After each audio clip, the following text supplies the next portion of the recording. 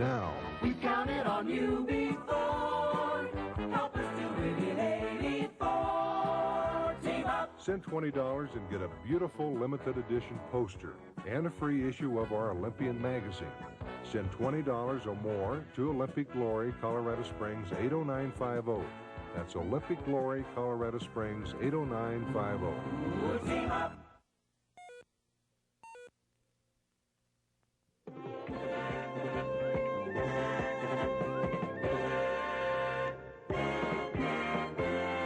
From the nation's capital, Mutual Radio presents The Larry King Show, Network Radio's leading coast-to-coast talk program. Call Larry now at 703-685-2177. That's 703-685-2177. Let the connection ring. We'll answer when it's your turn. And now, Network Radio's #1 interviewer, Larry King. President Reagan, on February 23rd of this year, said it better than I. He awarded the highest honor we award to civilians in this country, the Medal of Freedom, to our guest, Buckminster Fuller, and called him a true Renaissance man, one of the greatest minds of our times. Richard Buckminster Fuller has made contributions as a geometrician, educator, architect, designer that are benchmarks of accomplishments in their fields. He reminds us all that we're a land of pioneers, a haven for innovative thinking and the free expression of ideas. He's published thousands of articles. His new book is Grunch of Giants, Gross Universal Cash Heist, a term he doesn't like. He just leaves it at grunch. It is published by St. Martin's Press. He will speak Friday night in Washington at the Shoreham Hotel. And if you're coming in or in the Washington area, want information on that, call during the day, 202-628-1577. He will be present all day long Saturday at Hunter College in New York for Integrity Day. That begins at 10 a.m. Buckminster Fuller is 88 years old. Tomorrow night, Jim Bohannon will be your host, and Eleanor Holmes Norton will be his guest. She is former chairman of the Equal Employment Opportunity Commission. Now, we have tons of callers who've been waiting for an hour just to get in early. Please make your questions as brief as possible. We will ask Mr. Fuller to make his responses as brief as possible so we reach as many people as we can. We start for Buckminster Fuller with Derby, New York. Hello. Good morning, gentlemen. Good morning. Will you please speak up? Yes, Mr. Fuller. He cannot hear you. You're going to have to speak up. Yes, I will. Is that loud enough? Can you hear him now, Bucky? No. Is that loud enough? Try again. Yes. Mr. Fuller, could you tell me, sir, I think I'm a realist, too, and a lot of... tonight without my hearing aid. All right, hold on. Try it again. Yes. Can you hear me now? A little better. Hello. Yeah, Mr. Fuller, can you hear me? Hold on. We have to turn the hearing rate down. Well, we have a problem with Bucky's hearing. Okay, try it again now. Yes, Mr. Fuller, can you hear me? Can you hear him now? I think so. I hope so. All right, speak up. Give me the full power. Go ahead. Go loud. Mr. Fuller, could you tell me, sir, I think I am a rationalist, too, and a realist. However, I think I can make a very realistic argument why mankind will blow itself up as a result of nuclear war. Do you believe that you could... Larry, can't you repeat for me? All right, I'm going to have to repeat. He believes I'm going to have to put my hearing All right, let him back put his on. hearing rate back in. Well, are we having a difficulty with his earphones? Because he hears me all right, he should hear the caller all right, right? So I don't understand that. I'm going to check this. Hold on, sir. 88 is All right, hold on. hearing. We're going to pause and come right back after these messages. We're going on. At International, we're going on. In fact, we're #1 in heavy truck sales. We're #1 in diesel-powered medium-duty trucks. And we're doing even more every day to lower the cost of truck ownership. That's why more people believe in the trucks we build, and more people continue to buy them at International Harvester. We're going on. We're going on. We're going on. Here's a few $1 million to help you start a business, son. Gee, thanks, Dad. Let's face it, most people who'd like to start their own part-time business don't have a wealthy relative. Hi, this is Bob speaking for Amway Hope. You know what makes Amway such a great business opportunity? It doesn't cost an arm and a leg to get started. With Amway, you can earn extra income part-time while still keeping your present job. To find out more about Amway, contact an Amway distributor and get the whole story. You don't have to smoke if you don't want to. You can break the cigarette habit with Bantron smoking deterrent tablets. I smoked for 25 years, and Bantron helped me quit. After Bantron, I have no desire for nicotine. A few weeks of Bantron, and I didn't need a cigarette. Clinical tests showed that as Bantron goes to work for you, the number of cigarettes smoked decreases.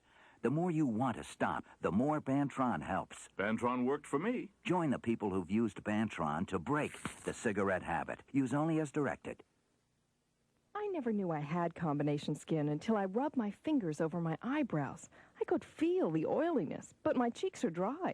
Cuticura medicated soap is designed especially for combination skin that's part oily and part dry. Cuticura deep cleans oily areas to remove dirt and excess oil, and its rich, creamy emollients help condition dry patches so skin feels soft, smooth, and moisturized. Use only as directed. Cuticura makes my skin look and feel terrific. Cuticura medicated soap for combination skin. From the nation's capital, you're listening to The Larry King Show. Once again, here's Larry. Our guest is Buckminster Fuller. We're going to try it again, and I'm going to ask you to please ask the question as succinctly as possible, and if Mr. Fuller has difficulty, I will repeat it. Go ahead. Good morning, Mr. Fuller. I would like to know why you think the world will not blow up when all the available evidence seems to point to that conclusion. All right, did you hear that? Okay, I'll have to repeat it. He says all the available evidence says the world will blow itself up.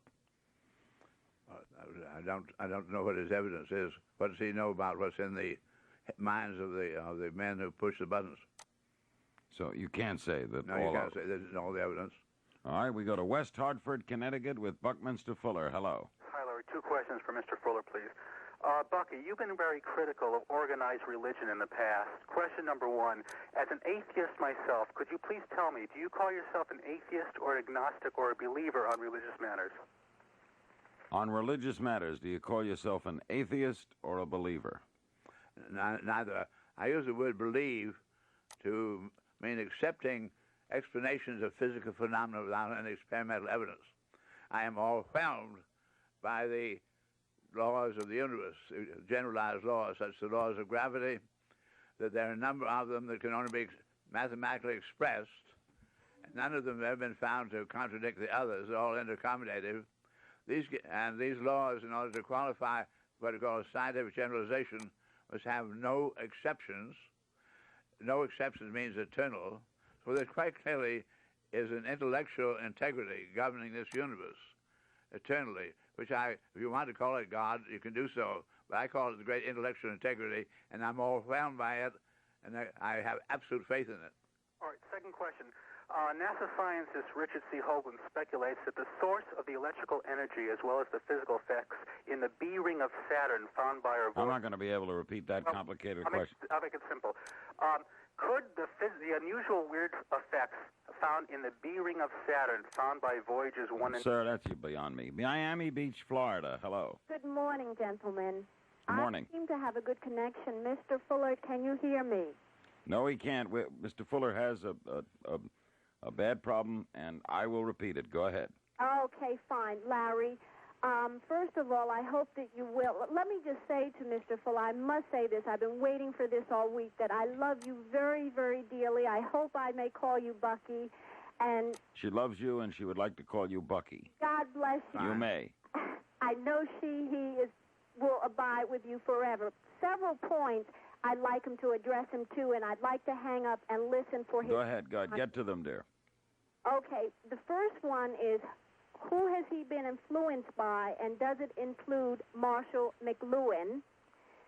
The second one is, what does he consider viable alternatives to our educational and our legal prison system? Okay. Who influenced you a great deal? Well, certainly my mother, certainly love. In the way of teachers, I had a great teacher in physics at Milton Academy called Homer LeSourd. Did Marshall McLuhan have an effect on you? when Marshall McLuhan and I were friends, I would say that he had no effect on the way I think. Marshall McLuhan, when I first met him in Greece, we were going on board of a ship, and he held out 3 of my books. He said, "I'm one of your students." And he felt that the things I said could be expressed more succinctly, so he enjoyed often saying things that I said in a different way. Dude, do you have a good alternative for the prison system? None at all.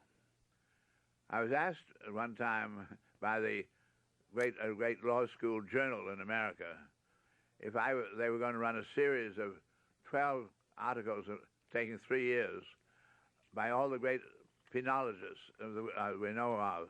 And in the end, they wanted me to design an ideal prison. I read all the 12 articles in their quarterlies at the end of 3 years, and I sent in my answer with blank sheets. Obviously, every one of the penologists said prisons don't work. With Buckminster Fuller, Santa Cruz, California. Hello. Good morning, Mr. Fuller. I'm delighted. All right, he's having trouble hearing you. I'm going to have to repeat it, sir. Okay, I have a question concerning direct broadcasting television satellites. He has a question about direct broadcasting television satellites. And what's the question? Yes, well, I think that we need them. And I wonder, how do you think they will change the world, especially if they're used for education? All right, how will direct broadcasting television satellites change the world, especially vis-a-vis education? They won't change the world at all unless the basic data, which anybody could call up, is reliable. I find that very much of the information that is disseminated by our educational system today, the highest educational systems, is actually invalid. So that I don't see how just having apparatus is going to work. As I said earlier, you can't put an untruth into the computer and get back a truth. With Buckminster Fuller, Chicago, Illinois. Hello. Good evening, Larry. Hi. I have 2 brief items. First of all, I would like to know about an invention of Mr. Fuller's called the fog gun, and I would like to know if this product has ever been marketed, and if it will someday be available. Okay. The fog gun, was it ever marketed? Never been marketed, and never been really perfected. We got it to work, but it's never been at a point where I could possibly let anybody have it to actually market. What is it? Capability to clean your own skin and clothing and dishes and so forth, other than with water. It has very high air pressure and some atomized water as a lubricant. But I found back in my Navy days, in a very heavy, foggy day, when the heavy wind is going, and you could come up out of the engine room all oily, and within a few minutes you're all clean. So I saw that there was a possibility. So at several of the universities, the Institute of Design in Chicago, then Yale University in 1951, we worked with the fog gun, and we got it to working, but never to the point where it was neat and clean enough. It required more air pressure than the usual compressor. The expected will work someday. Oh, yes, it'll work someday. Second question. Okay, secondly, I've seen Dr. Fuller talk, and he has a model which he says illustrates the 4th dimension. I didn't quite understand what he meant by that, and I wonder if he can express in words what he conceives the 4th dimension to be. All right. Did you hear that? Yeah. Okay, heard you. Go ahead. The cube has 3 planes of symmetry. Has 6 faces, as you know, your cube, so you call that 3-dimensional. Yeah. But the tetrahedron, if you think about a tetrahedron, 4 points interconnected, very much like a tent, it has 4 planes of symmetry. And nature is using, in all 60-degree angles, and nature is using the tetrahedron, octahedron, and so forth, all four planes of symmetry. That is 4-dimensional. Thank you, Mr. Thank you. With Buckminster Fuller, New Rochelle, New York. Hello. Fuller, in your book, Critical Path, you state that whoever controls the heartland of the world controls the world, and you state that the center of the heartland is Afghanistan. I would like you to amplify on that, if you may. I'll hang up. Thank you. He said in your book, Critical Path, you said whoever controls the heartland of the world controls the world, and the center of that heartland is Afghanistan. He'd like to know if you'd elaborate on that. Yes. the phrase the heartland was that of a man named Sir Halford Mackinder, who was a great geopolitician of the British Empire for up to and through World War I, and he was a great student of the total control of the earth by Great Britain by controlling the sea lanes. And the sea lanes, as we know, coming from the Orient, where great riches have been developed around India, Indian Ocean, around Africa to Europe, a long way. And Mackinder pointed out to the British that their control of the waterfront of the world was changing because the railroad was beginning to carry cargoes equivalent to those carried by ships. And he pointed out that the British were very lucky because the Trans-Siberian Railroad was run too far to the north and got frozen out during the winter. He pointed out that the railroad could compete with the ships of the sea if it came from under Mongolia through Sinkiang and through the Khyber Pass, which is in Afghanistan.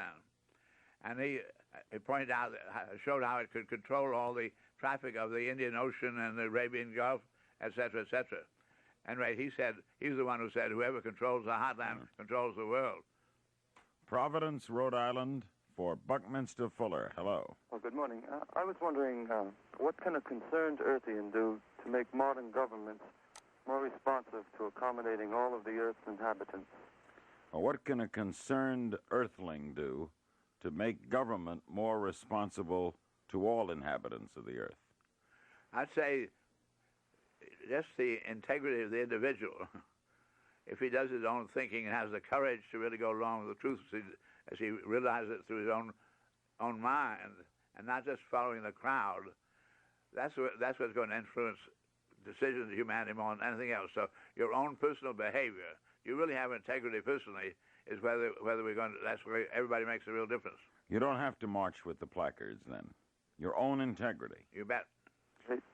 Thank you. With Buckminster Fuller, Livonia, Michigan. Hello. Good morning, Larry. Morning. I have one question for Mr. Fuller, and I will make it as simple as possible. Two particles are traveling toward each other with the same velocity, that of the speed of light. Why isn't the resultant velocity greater than the speed of light? Two particles are traveling at each other at the speed of light. All right, now the second part of that was, why isn't the what, sir? Why isn't the resultant velocity greater than the speed of light? Why isn't the resultant velocity greater than the speed of light? Because a great deal of energy is lost in the smash-up. Say they don't collide. If they don't collide. Well, then there's no joined motion. Then there's no joined motion. There's no such thing as two lines going through the same point at the same time. That's taught to you in geometry, but it doesn't work. And that's why the physicists, when they're bombarding atoms, have what we call interferences. And they either have a smash-up or reflection. The fact you and I could not see anything if it were not for an interference, by virtue of which the light bounces off the thing and comes back to you. That's how we see. Thank you. Did you know Einstein? Yes, I did. Like him? I was incredibly impressed by the man. I didn't know him well enough to call him very personal. Austin, Texas, for Bucky Fuller. Hello. Yeah, good evening. First, thanks, Larry, for having Bucky on tonight. My pleasure. I think that's great. I asked about 2 years ago for y'all to try and get him, and here he is. So thanks. First, I have two questions, and then first a quick comment. The first one is I think it's an excellent example of doublespeak for Reagan to give Bucky a medal and call it freedom when he stands for mostly everything he stands against everything that Bucky's... All right, Bucky would like to comment on that, I think. Do you think it's an example of doublespeak for Mr. Reagan to give you a Medal of Freedom when Mr. Reagan stands for everything you don't believe in? I don't believe Mr. Reagan stands for everything I don't believe in. You don't believe that? I think he's a perfectly good human being. I'm really sorry for him in many ways. I have a great sense of sympathy because I would not like to have to be the president of a nation which has been as powerful as the United States is when evolution is about to do away with the nations. Okay, he's in an uncomfortable position. What's the question? My first question deals with computers. and the effect that they will have on those who are currently employed. Bucky, can you hear me? No, go ahead, sir. Just give it to me quickly. Okay, the use of computers, as the use of computers and word processors increases, so will unemployment. And where does he think these people will be employed? All right. As word processors and computer use increases, people are going to lose their jobs. Where are they going to go to work? Well, human beings were not invented to be workhorses. The idea in evolution is to get rid of having to do work, to use your beautiful minds and not to be a physical worker. So that evolution is intent on doing that. And when I tell you we have the option to make it all humanity has, if we use our technology properly, we will have 4 billion billionaires as far as economics goes, and people will want to do work. There is in everybody a demonstration, a drive to demonstrate competence. So people will want to be on teams, but nothing gives them more satisfaction. They won't be doing anything to earn a living. Well, no, well, they have to. They won't have to. Austin, Texas. Hello. This is San Diego, Larry. Oh, San Diego, I'm sorry. Yeah, I have 2 questions. I'd like to know what Bucky thinks about. I'm a former student of his. I'd like to know what he thinks about his Dymaxion car that he designed. And also, as we're all experiencing, the better question you ask Bucky, the more surprising and remarkable the answer. So I'd like to ask him about the millions of people that are going to not really pick up his books. What would he want them to remember him by? And I'll hang up. Okay, first. Thank you. Your Dymaxion car. Right. What was it, the principle under which it ran? First place, it drove the front wheels, and it steered the rear, as does a bird and a fish and all of our nature's creatures. When you're steering the front wheels, it's like taking a wheelbarrow and running over an open field, and you're pushing the wheelbarrow, and come to a depression, and it stops, hits you in the stomach.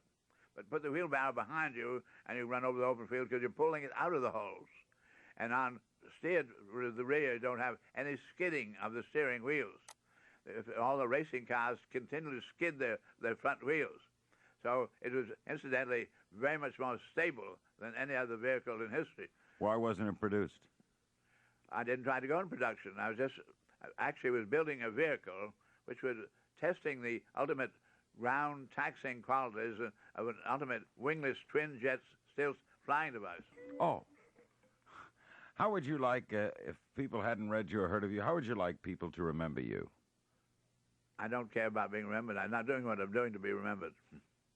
Why are you doing it? What? Why are you doing it? Because I'm tremendously excited at being a human being and having the capability of a human being. We're going to pause for news headlines, a word from your local stations, and we'll be back with, what adjective can you use? With the extraordinary Bucky Fuller. This is the Larry King Show in Washington. We're going to do a little apparatus work here and maybe bump up the hearing a little. This is Mutual, your network for news and sports. The following is presented by the National Urban League.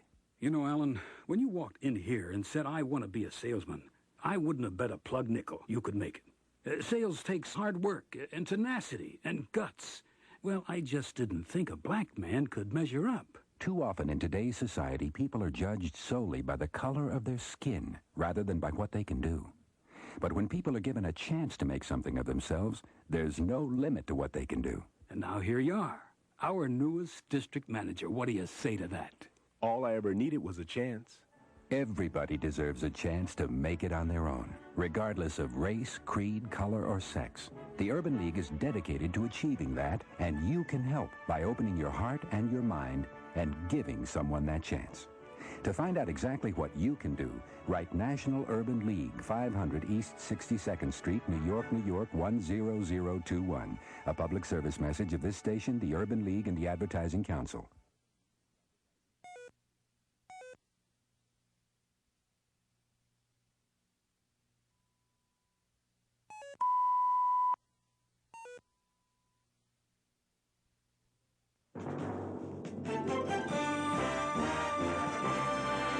Via satellite, this is Mutual News. Witnesses in Cincinnati say a fire aboard an Air Canada jetliner that killed 23 people Thursday night may have started in one of the plane's bathrooms. 18 people were injured in the fire. The flight was en route from Dallas-Fort Worth to Toronto. Special Central American Ambassador Richard Stone arrived in El Salvador Thursday night. That's the first stop in his fact-finding mission, which will take in 10 nations. Stone was sworn into his new post just Wednesday. The State Department Thursday announced a reward is offered for an arrest in the murder of Navy Commander Albert Schoeffelberger. The military advisor was shot to death last week on a college campus in the capital of San Salvador. 1,300 brewery workers are out on strike against the Miller Beer Plant in Milwaukee. That strike began at midnight Central Time after workers had voted to strike Thursday night. Mike McCleskey, Mutual News. My teeth had gotten so stained from smoking, I finally bought Topol. Topol's kind of expensive compared to regular toothpaste, but